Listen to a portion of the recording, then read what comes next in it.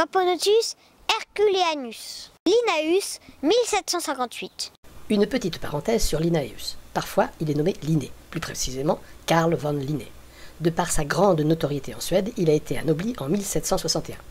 Tout ce qui fut décrit par lui avant 1761 l'était sous le nom de Linnaeus. Ensuite, c'était Linné. Mais comme rien n'est simple, l'anoblissement n'est en rien scientifique. Linné est nommé comme tel sur les généralités, mais reste Linnaeus par les descriptions d'espèces après 1761. L'étymologie de Camponotus herculeanus. Camponotus qui a le dos, le mésosoma en fait, courbé.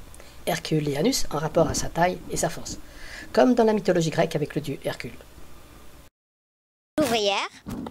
L'espèce se distingue d'autres Camponotus par son clipéus arrondi, bombé.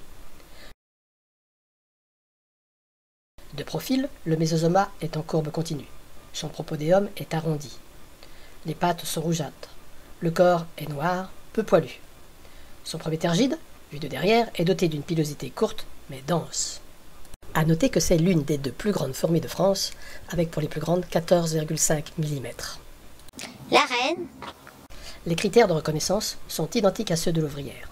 C'est une grande espèce avec 16,5 mm. Les princesses apparaissent en avril sur des larves ayant diaposé. L'essaimage se produit en juin-juillet avec parcimonie. C'est très discret. Le mâle.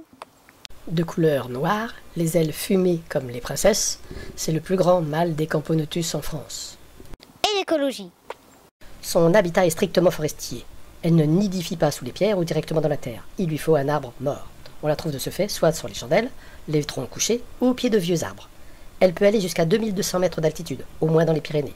De ce fait, elle ne loge que dans les résineux car il n'y a plus de feuillus à ces altitudes. Selon l'écologie, l'altitude, l'humidité par exemple, on peut observer des variations de couleur. Le mésosoma peut tirer sur le rouge, la faisant confondre avec Camponotus ligniperda. Les colonies se nourrissent de miella ou de nectar qu'elles trouvent sur les arbres.